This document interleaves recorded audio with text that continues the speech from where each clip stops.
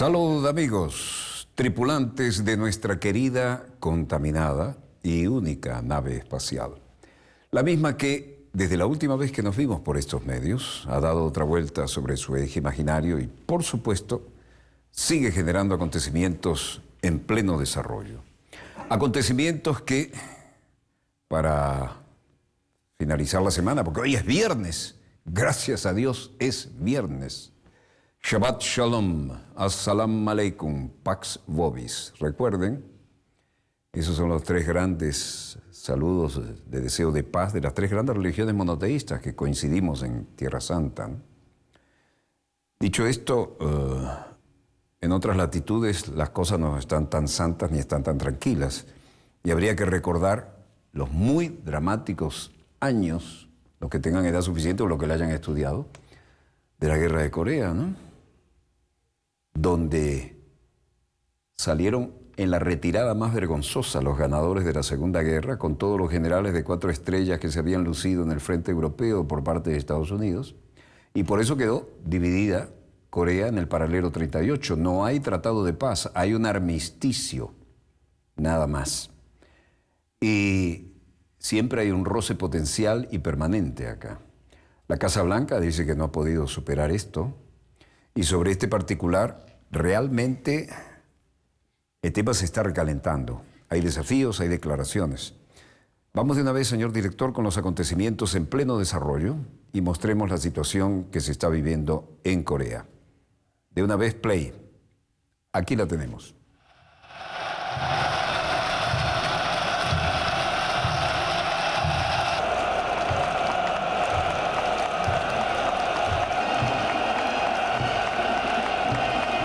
Cuando en Corea, especialmente en el norte, se hacen manifestaciones y en el sur no menos, son masivas y el aspecto militar está siempre presente.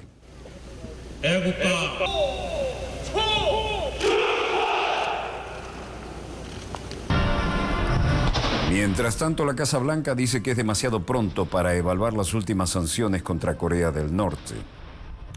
Y Corea del Norte responde con nuevas amenazas nucleares.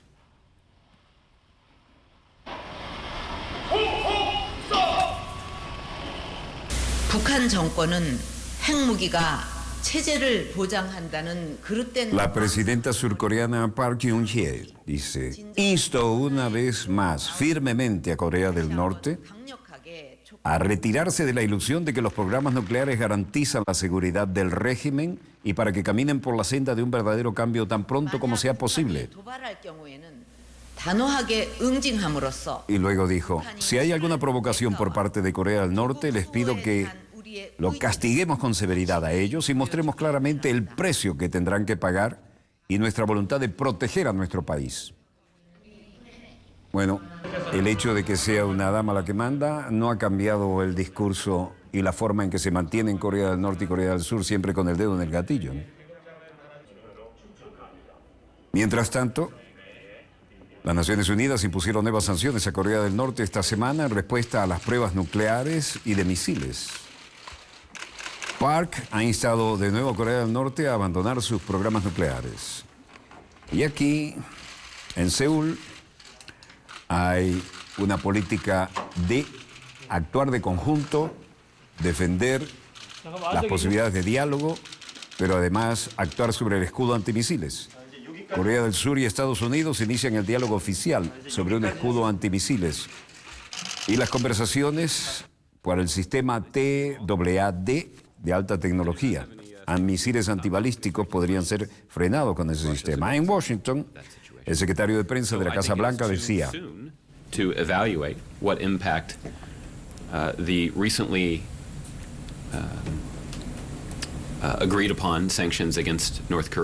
creo que es demasiado pronto para evaluar el impacto que recientemente tuvo que ver con el acuerdo de sanciones contra Corea del Norte y el impacto que este tiene en los líderes en la toma de decisiones de ese país. El hecho es que, como ustedes han señalado en sus preguntas, los tipos de comentarios y acciones de provocación que hemos visto saliendo de Pyongyang en las últimas 36 horas o algo así no son nuevas.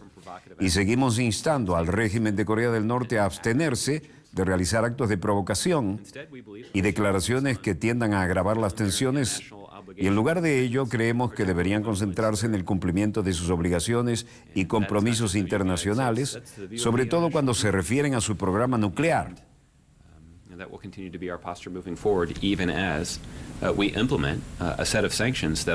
No es solo la opinión de Estados Unidos, es la opinión de la comunidad internacional y seguirá nuestra postura en adelante incluso con las medidas de sanciones más fuertes. A otra pregunta respondió: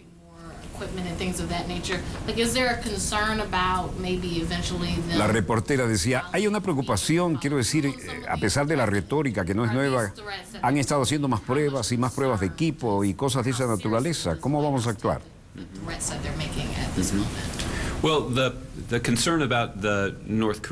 Bueno, la preocupación por el programa de misiles balísticos de Corea del Norte y el programa nuclear debería ser evidente en base a las sanciones aprobadas por el Consejo de Seguridad de la ONU. Creo que es una indicación de que la comunidad internacional está de acuerdo en que este es un tema preocupante y es por eso que hemos impuesto un nivel de sanciones e inspecciones que nunca habían sido impuestas a ese nivel contra ellos antes.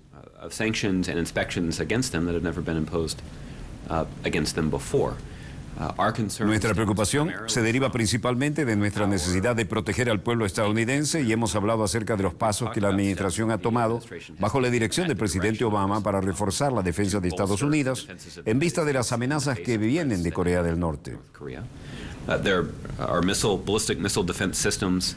Hay sistemas de misiles balísticos, misiles de defensa, que han sido desplazados a la región del Pacífico, hacia el Pacífico, para proteger a Estados Unidos. Hay misiles balísticos, sistemas de defensa antimisiles que fueron trasladados a Alaska, y hay sistemas de radar contra los misiles balísticos que se han desplazado a Japón. En suma, hay un conjunto de activos navales que son parte de una constelación de defensa contra misiles balísticos que han sido movidos hacia el Pacífico y cuya presencia allí mejora la seguridad, no solo de Estados Unidos, sino de nuestros socios y aliados en la región, incluyendo países como Japón y Corea del Sur, que son más propensos a estar en peligro.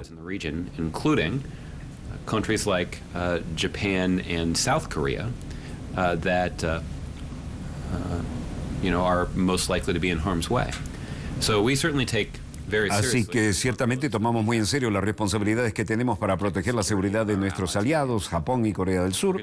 Vamos a seguir de cerca la situación y vamos a seguir solicitando al gobierno de Corea del Norte evitar acciones desestabilizadoras y provocaciones que tienden a recalentar esta parte sensible del mundo. El tema era preocupante y se reflejaba en casi todas las preguntas en la sala de prensa de la Casa Blanca. Lástima. Ahora hay minifaldas, pero no está Helen Thomas, que en paz descanse. La Casa Blanca dice que es demasiado pronto para evaluar las últimas sanciones contra Corea del Norte y Beijing, a través de su vocero, Hong Lei, decía: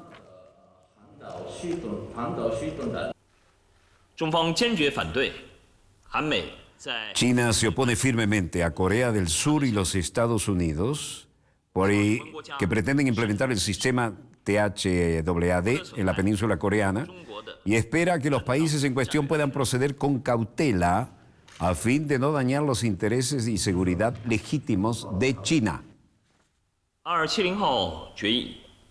La resolución 2270 de Corea del Norte sobre Corea del Norte estipula que Corea del Norte tiene prohibido exportar el carbón, mineral de hierro y hierro, pero los países miembros del Consejo de Seguridad han determinado qué actividades civiles que no tienen conexión con la recaudación de fondos para el plan nuclear de Corea del Norte, y esta no debería verse afectada. Concienzudamente vamos a aplicar la resolución 2270.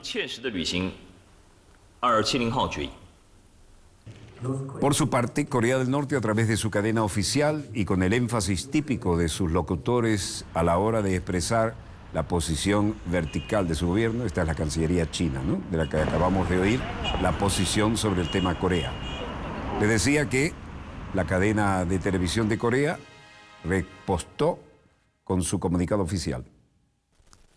문제로 되는 것은 이번 제재 결의가 당치 않은 구실로 자주적이며 정의로운 주권 국가를 고립압살하기 위한 가장 노골적이며 가장 극악한 국제적. Lo que importa es que la resolución es la más disimulada y el crimen internacional más horrible, dirigido a aislar y sofocar este Estado soberano e independiente bajo pretextos injustificados.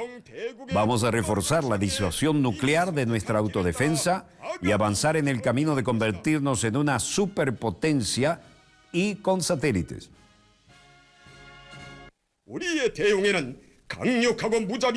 Nuestra respuesta implicará la plena utilización de diversos medios y herramientas que incluyen una respuesta física fuerte y despiadada.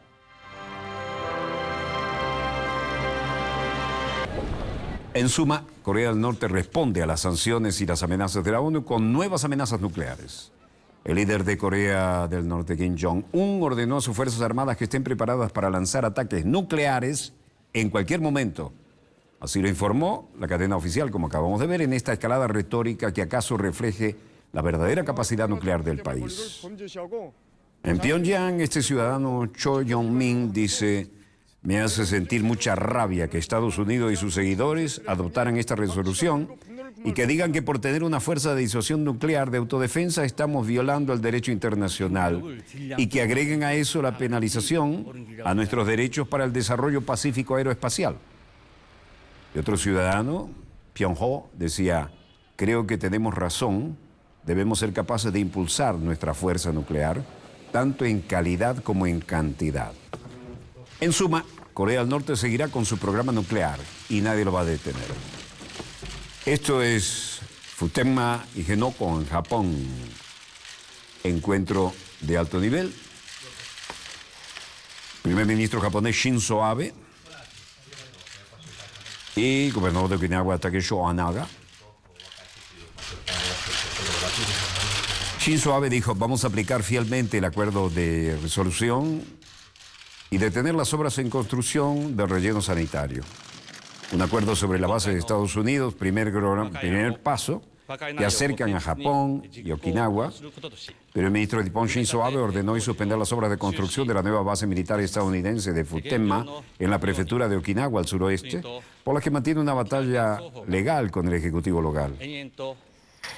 Si hubiéramos continuado como lo hemos venido haciendo, como el gobierno japonés y la prefectura de Okinawa, encerrándose en una batalla eterna de demandas, tendríamos que llegar a un punto muerto y no queremos eso. El gobernador de Okinawa, Takeshi Onaga, dijo: me dio la impresión de que esto significó un paso adelante tanto en lo que respecta a la protección de nuestro acto de gobierno local y a la detención de la construcción y del vertedero. Se hablan también de vertederos de sustancias radioactivas. El gobierno nipón había ordenado el pasado mes de noviembre seguir adelante con la construcción de un nuevo complejo, pese a que el gobernador de la prefectura de Okinawa, Takeshi Onaga, revocó antes la licencia de obras, un permiso que habría sido concedido por el anterior ejecutivo local.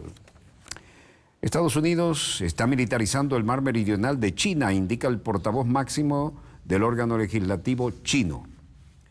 Y esto tiene que ver con la presencia reforzada de fuerzas navales, aeronavales y de todo tipo en esa zona largamente disputada y que ha generado tantos roces.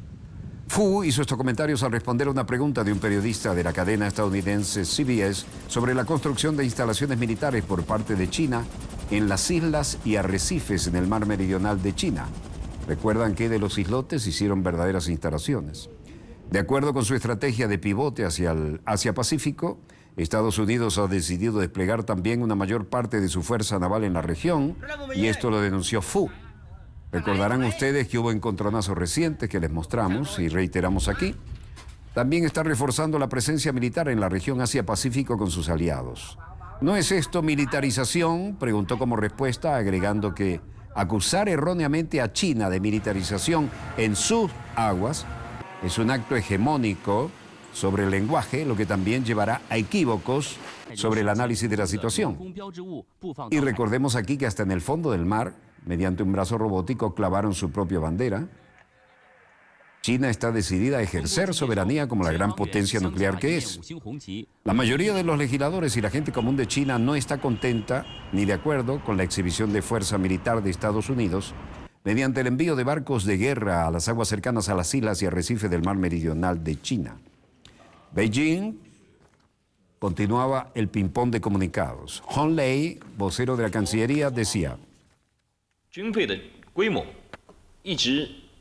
la magnitud del gasto de defensa nacional de China siempre se ha mantenido en un rango razonable. Nos adherimos a la política del desarrollo de la defensa nacional, que debe estar constantemente en línea con el desarrollo económico y con un enfoque en el control de la magnitud de los gastos de defensa. China siempre ha respetado la libertad de navegación y sobrevuelo facultada por el derecho internacional de los países, pero está resueltamente opuesta a cualquier país que dañe los derechos de soberanía y los intereses de seguridad de los países del Mar del Sur de la China bajo el nombre de la libertad de navegación. Esperamos que los Estados Unidos puedan actuar con conformidad a la ley y que no violen la ley internacional y la Convención de las Naciones Unidas sobre el Derecho del Mar. Y reiteró que el presupuesto militar de China se mantiene en un rango razonable. Claro que para el tamaño de China es un tremendo presupuesto militar que preocupa a algunos, ¿no? El fortalecimiento militar de China ha sacudido los nervios alrededor de toda la región y se ha reflejado incluso en Washington. La Cancillería maneja esto como acabamos de ver.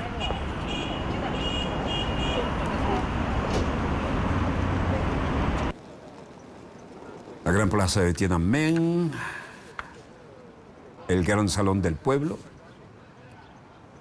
el Congreso del Pueblo se reúne allí, en ese gigantesco salón interno que es el salón techado y cerrado más grande del mundo. Cuando uno está allí se siente un pigmeo, les aseguro. La portavoz femenina Fu Jin dice: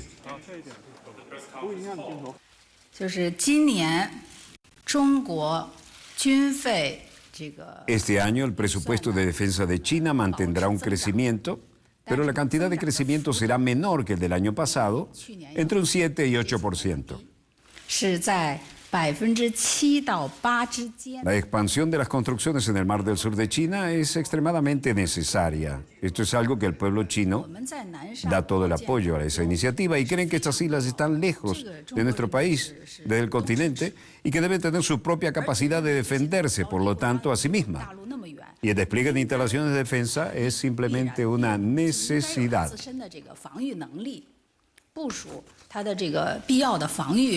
No se ha dicho nada del tiempo exacto para cuando el comité permanente presentará la ley para su consideración, pero sobre todo hay que tener en cuenta que hay que hacer frente a diversas recomendaciones y comentarios con el fin de revisar bien la ley. En suma, China dice que el presupuesto de 2016 ha aumentado y defiende el derecho de hacerlo. Este año el presupuesto de defensa de China mantendrá un crecimiento discreto, pero la cantidad de crecimiento será menor a la del año pasado, entre 7 y 8%, dijo Fu Jin, la portavoz del Departamento de Informaciones del Parlamento de China.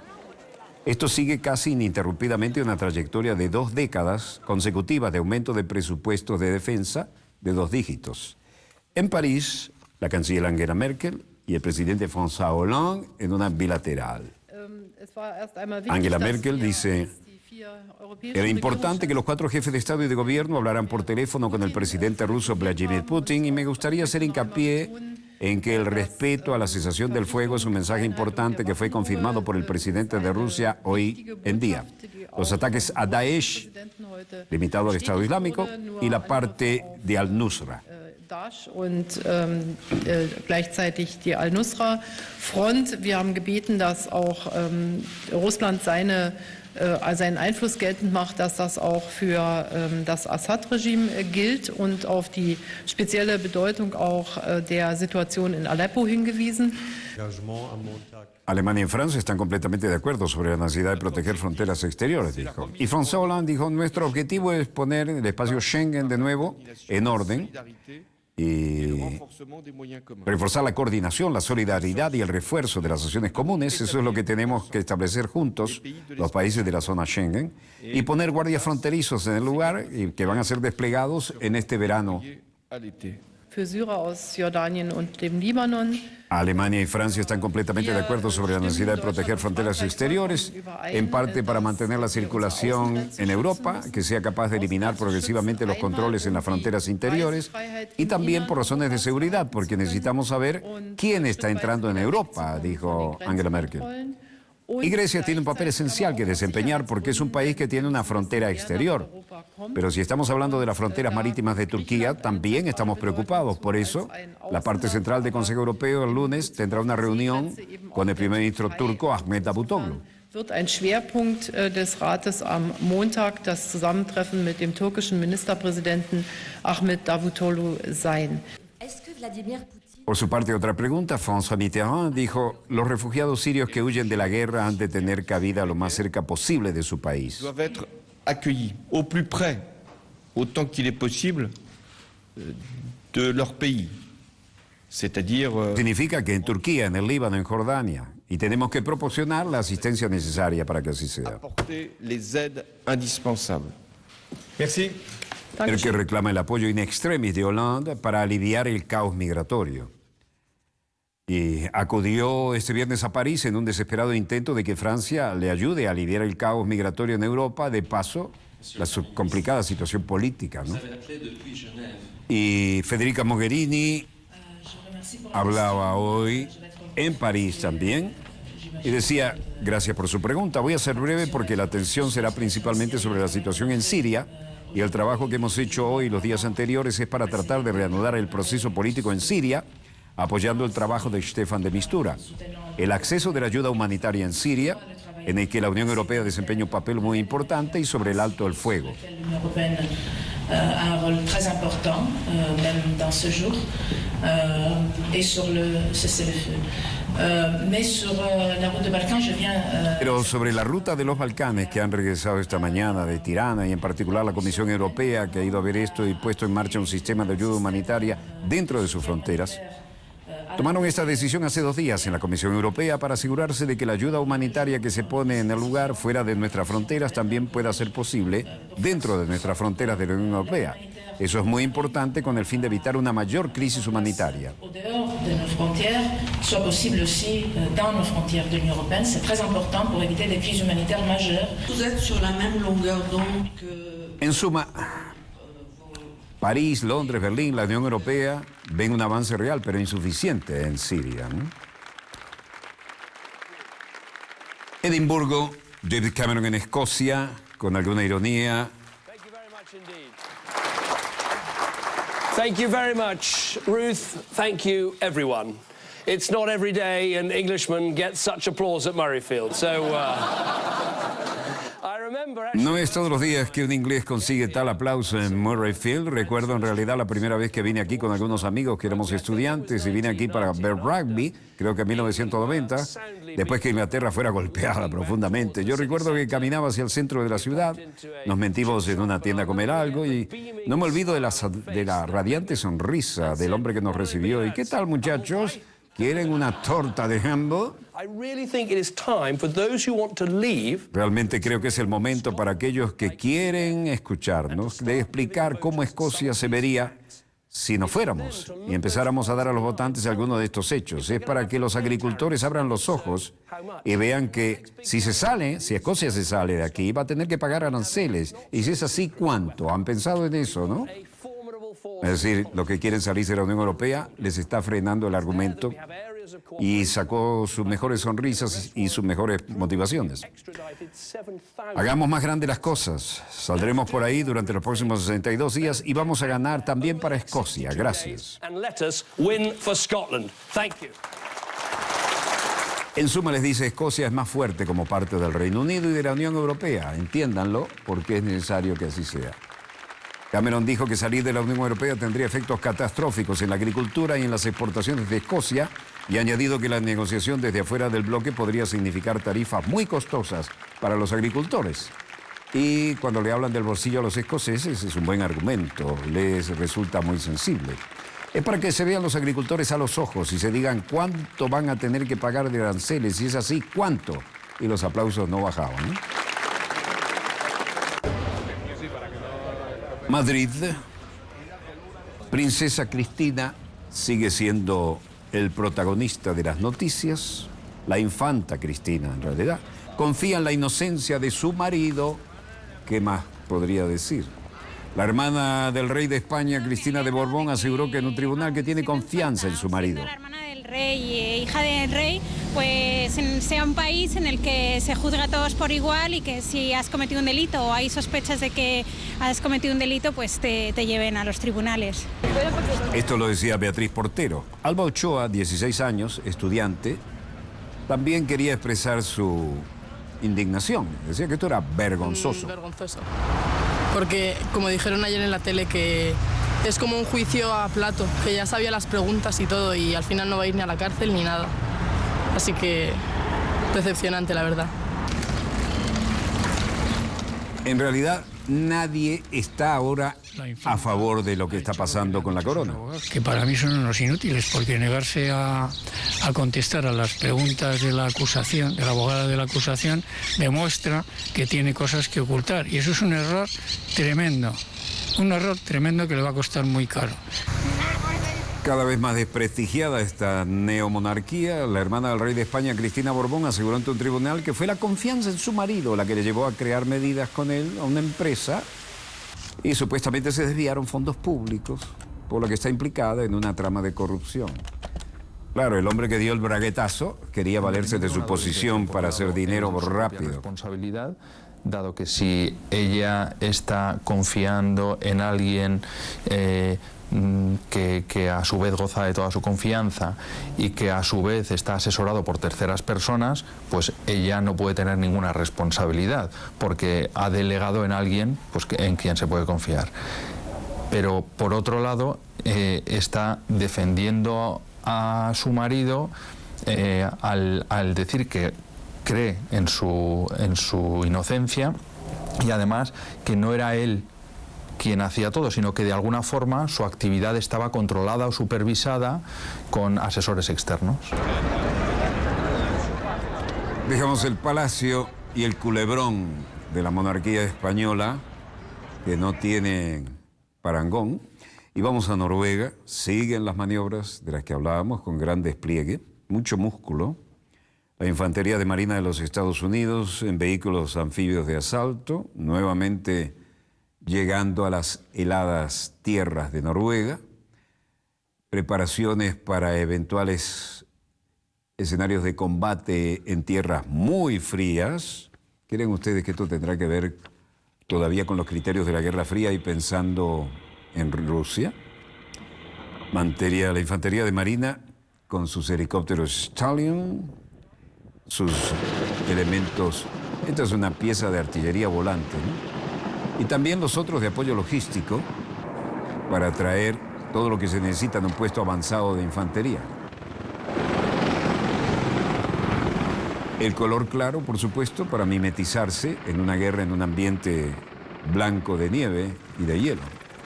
Duras condiciones, pero hay que entrenarse también en ellas si pensamos a volver en ideas estilo Guerra Fría, ¿no?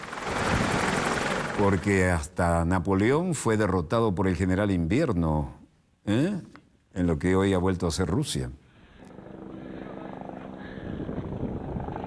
Ejercicio de respuesta fría en Noruega.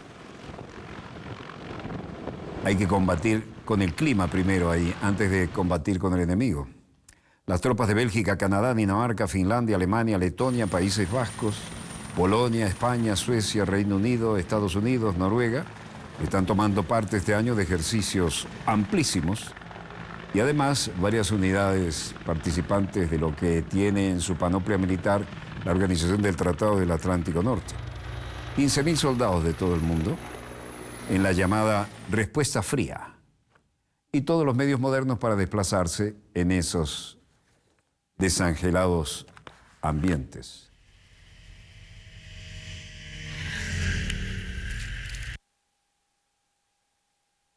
Bueno, aquí hay que combatir contra dos enemigos, ¿no? Unas maniobras donde uno trata de derrotar al enemigo potencial real, pero también hay que derrotar las condiciones meteorológicas, sin las cuales cualquier ejército que no esté adecuadamente dotado queda automáticamente fuera de control por su propia incapacidad de hacer frente. Aquí, ¿qué buscan? Es un simulacro como para buscar elementos enterrados e incluso algún compañero que hubiera quedado enterrado por una avalancha, ¿no? Así las cosas, los dejamos con esta imagen de esas de coger todos los abrigos que tengamos a la mano. Pero maniobras como esta realmente requieren un entrenamiento muy duro y siguen, como se los hemos mostrado ya noches anteriores, en pleno desarrollo. Largas, profundas y complicadas maniobras.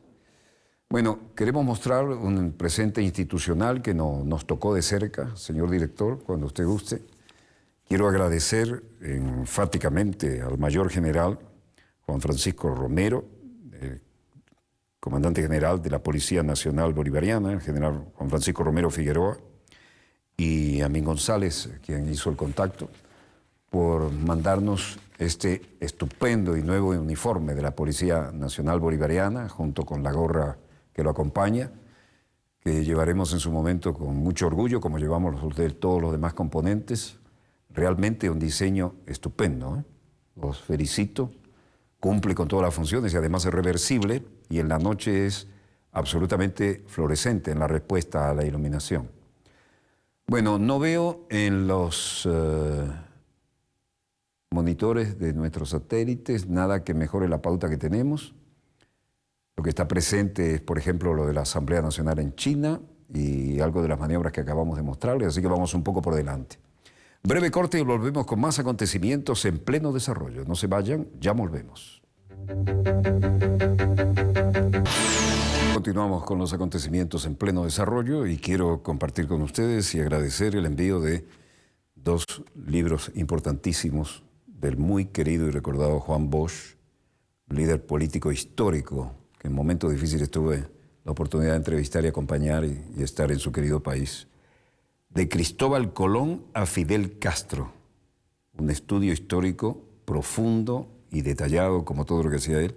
Y miren qué titulito este, El Pentagonismo, sustituto del imperialismo. Tremendos 2 libros en materia de geopolítica que agradecemos mucho su envío y del cual vamos a, sin duda, extrapolar muchas útiles lecciones como la tuvimos dialogando con Juan Bosch en su momento. Bueno, veamos los acontecimientos en pleno desarrollo. Hoy tenemos una muy variada pauta y aquí comienza el tema de lo que ha ocurrido con el compañero Lula en Brasil.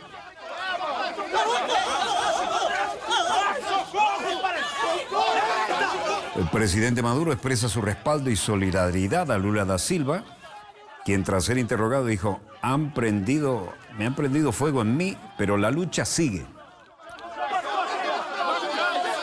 El expresidente de Brasil, Luis Ignacio Lula da Silva, ha sido puesto en libertad tras ser conducido a declarar por la fuerza a una comisaría donde respondió durante 3 horas a preguntas sobre su relación con la trama del lavado de dinero y corrupción del llamado caso Petrobras.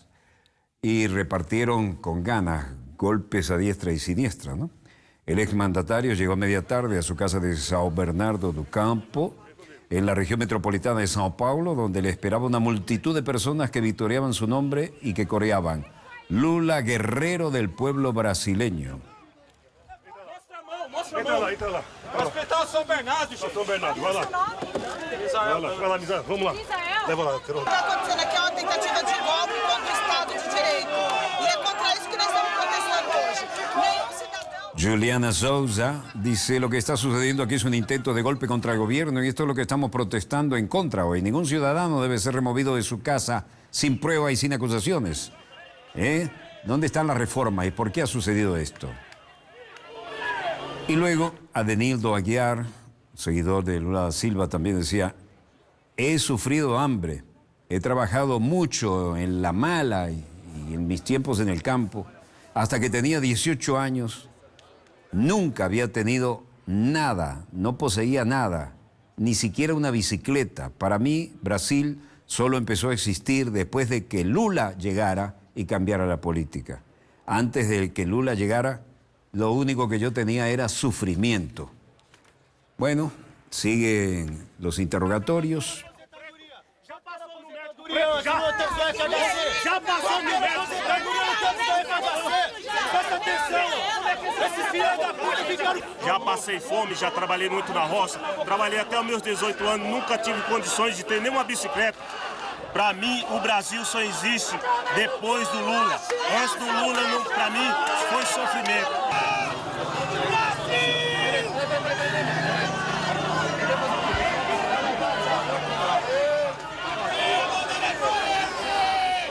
Esse povo brasileiro sofre demais com os desempregos, com falta de educação, saúde. Então, a gente não aguenta mais isso. La Fiscalía asegura que Lula fue uno de los principales beneficiarios de algunos delitos y que hay pruebas de las actividades ilícitas que lo enriquecieron y financiaron campañas electorales y la caja del Partido de los Trabajadores a que pertenece él y el actual mandatario Dilma Rousseff. Sugirieron que la investigación hicieran referencia al nombre del expresidente Lula y de personas cuya actuación fue relevante para el éxito de la actividad ilegal, agrega la Fiscalía. Estamos analisando evidências de que o ex-presidente e sua família receberam vantagens para eventualmente... Habla Carlos Fernando dos Santos Lima, el que lleva la acusación. Investigativa, existem evidências de pagamentos de vantagens, não há nenhuma motivação plausível para esse pagamento de vantagens. Como diz o Dr. Roberto Leonel, nós temos os 5 maiores doadores do Instituto Lula, 60% de todas as doações pagas pelas 5 maiores empreiteiras envolvidas na Operação Lava Jato. 47% dos valores das palestras pagas foram também pelas 5 maiores empreiteiras envolvidas na Lava Jato. Nós temos os favores... Aquí hizo una enumeración de todo lo que consideraban los actos ilícitos, 47% del costo de las conferencias y fueron devueltas en la operación de lavado de caja. También ha habido favores y hablaba de un momento en que la República no debe estar exenta de investigaciones, nadie en la República en este país. Em Guarujá. Outros dados, inclusive beneficiando familiares, também estão sob investigação. Hablaban de un triplex en un gran edificio de Guarujá y otras informaciones hablando de beneficios para sus familiares y también bajo investigación. En el momento, nadie está exento de una investigación en esta república y en este país. Pelo crime de corrupção não precisam ser dinheiro, qualquer vantagem, como obras, benefícios de qualquer espécie realizados. Las ventajas recibidas requerido por un delito de corrupción tienen que ser dinero, cualquier ventaja, ya que los proyectos de construcción, los beneficios de cualquier tipo deben ser investigados. Dicho esto, quiero recordarles que 20 millones de reales brasileños, 5,43 millones de dólares fueron pagados, o mejor, fueron donados al Instituto Lula por las empresas de la construcción, que es un valor significativo, por supuesto, y las donaciones se pueden hacer por un número de razones, pero lo que es necesario analizar con claridad es si estas tienen ninguna relación con los proyectos de construcción de fraude, que eran fraudes con Petrobras y otros organismos gubernamentales. Bueno, llegamos al tema del presidente Obama, que ha atacado nuevamente a la República Bolivariana de Venezuela. Obama vuelve a declarar emergencia nacional sobre Venezuela y parece que este presidente se ha vuelto un nuevo tío Tom. La carta a los líderes de la Cámara de Representantes y del Senado, como ordena la ley, Obama señaló que es necesario continuar la emergencia nacional declarada en la orden ejecutiva 13.692 con respecto a la situación en Venezuela, que el mandatario había ordenado el 8 de marzo de 2015. La situación en Venezuela no ha mejorado, dice Obama desde entonces, e indicó una nota firmada en ese sentido. Según la Casa Blanca, el gobierno venezolano continúa la erosión de los derechos humanos, vaya descaro. Persecución de opositores políticos, limitación a la libertad de prensa, uso de violencia y bla, bla, bla. Y la decisión de Barack Obama coincide con un clima de agravada crisis política e institucional en Venezuela, dice él, luego que una sentencia del máximo tribunal redujera los poderes del Parlamento controlado desde enero por la oposición. El decreto firmado por Obama califica la situación de Venezuela de amenaza para Estados Unidos e implementa sanciones contra 7 funcionarios de Caracas y ha despertado la natural indignación en el gobierno y en países vecinos y motivó una campaña internacional de firmas, para pedirle que derogue semejantes medidas. Bueno, hoy tenemos declaraciones oficiales. Venezuela somete a revisión integral las relaciones con Estados Unidos. El día 9 de marzo, cuando salió publicada esta orden ejecutiva, el mundo entero atendió con asombro una afirmación de tal naturaleza, descabellada en su dimensión. Esto constituye, sin duda alguna, una agresión contra la patria de Simón Bolívar, contra la patria de Hugo Chávez, contra el pueblo de Venezuela. Estados Unidos, el gobierno estadounidense, desatendió el clamor de los pueblos y los gobiernos del mundo, que el año pasado se pronunciaron todos, sin excepción, en contra de esta descabellada afirmación de considerar a Venezuela una amenaza inusual y extraordinaria a la seguridad nacional y a la política exterior de los Estados Unidos. Cuando nosotros revisamos lo que ha ocurrido en este último año, sabemos que se ha desplegado una ofensiva desmedida contra los gobiernos progresistas y revolucionarios de la región. Han usado guerras psicológicas, que son más campañas de guerra que otra cosa. Han usado métodos de las guerras no convencionales, de los golpes blandos, el linchamiento financiero, comercial, económico, como está ocurriendo actualmente en la guerra económica contra el pueblo de Venezuela. Nosotros sabemos que la intención de esta nueva ofensiva es la recomposición neocolonial y neoliberal que pretende atentar contra la unidad política, económica, financiera, comercial de nuestra región, que pretende doblegar la unidad de nuestros pueblos, con un solo objetivo, que es apropiarse de los recursos naturales, de los recursos financieros de nuestros países y pretender poner de rodillas a los pueblos, cosa que es por naturaleza completamente desatinada y errónea. ¿Qué ocurriría en el caso de que triunfe esta ofensiva? ¿Qué ocurriría? La desestabilización política, la inestabilidad social, y eso es algo que los centros imperiales, que los Estados Unidos no terminan de entender.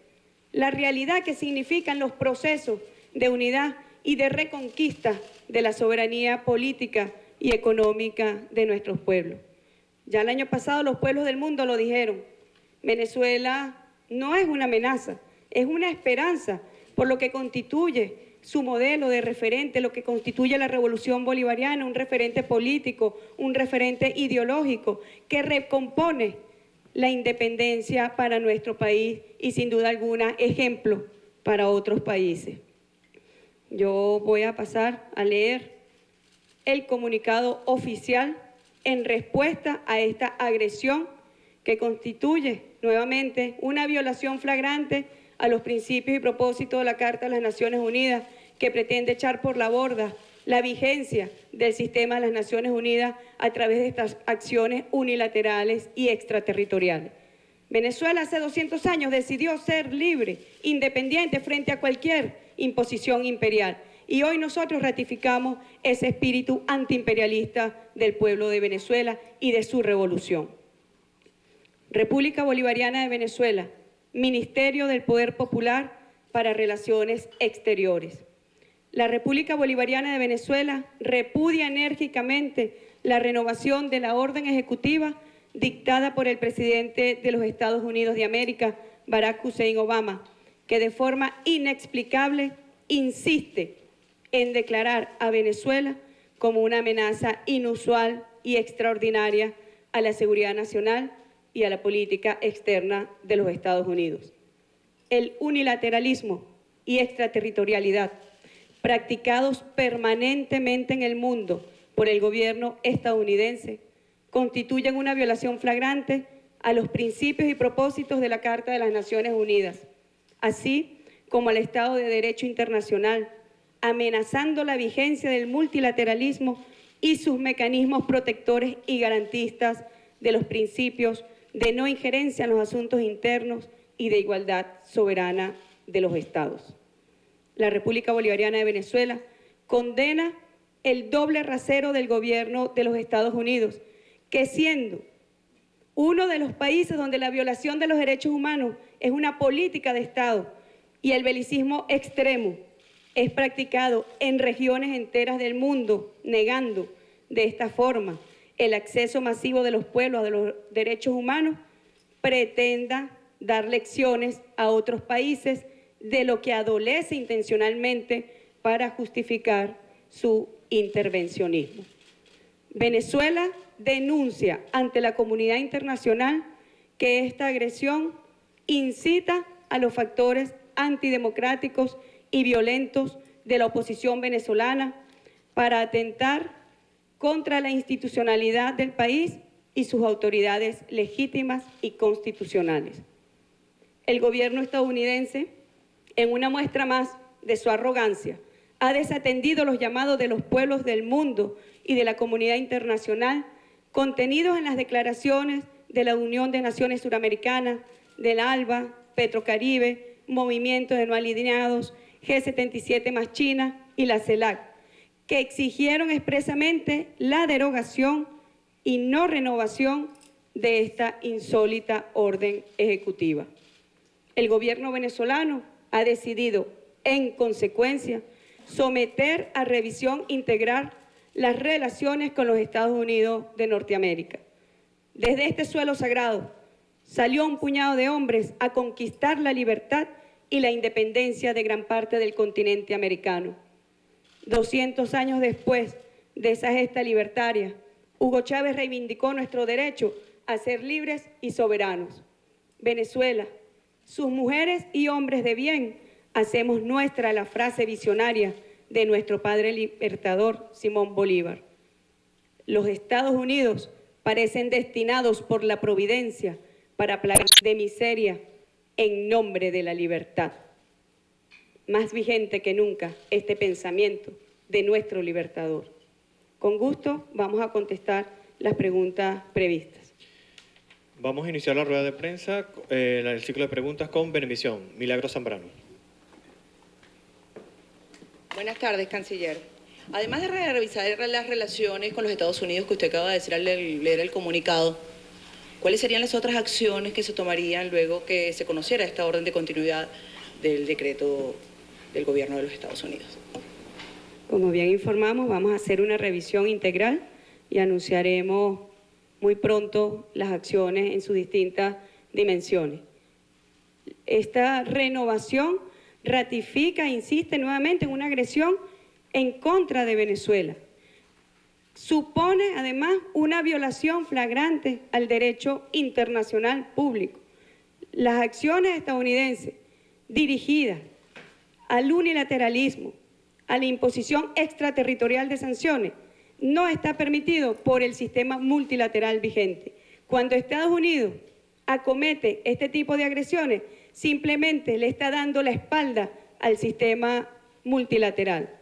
Recientemente, en ocasión de nuestra presidencia en el Consejo de Seguridad, llevamos el tema de vigencia del derecho internacional y de su Estado de Derecho como una forma para garantizar la paz y la estabilidad del mundo.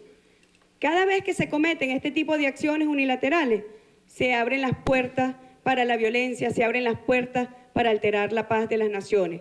Nosotros nos hemos comunicado en la mañana de hoy con el secretario general de la Unión de Naciones Suramericanas, con la presidencia pro tempore de la CELAC, y han ratificado su posición de solidaridad con Venezuela, porque sabemos que estamos ante una violación flagrante del derecho internacional que es de por más inadmisible. Y nosotros vamos a acudir a las instancias diplomáticas que corresponden para hacer valer los derechos de Venezuela frente a esta agresión. Segunda pregunta, Rolando Segura, Telesur. Buenas tardes, ministra. Quisiera saber su interpretación de esta decisión de Estados Unidos en el contexto regional a partir de la denuncia que ha hecho el presidente Correa de una restauración conservadora en la región que en los últimos días al parecer ha tenido una arremetida importante con el asesinato de una líder indígena en Honduras y ahora la detención y allanamiento de la casa del expresidente de Brasil, Lula da Silva. Sin duda alguna, hay una ofensiva global estadounidense en alianza con las oligarquías de los países de nuestra región que pretenden retomar el camino oscuro y sombrío del neocolonialismo, del neoliberalismo. ¿Para qué? Para apropiarse de nuestros recursos naturales, para arrodillar a los pueblos frente al capital financiero, frente a los capitales basura como son los fondos buitres.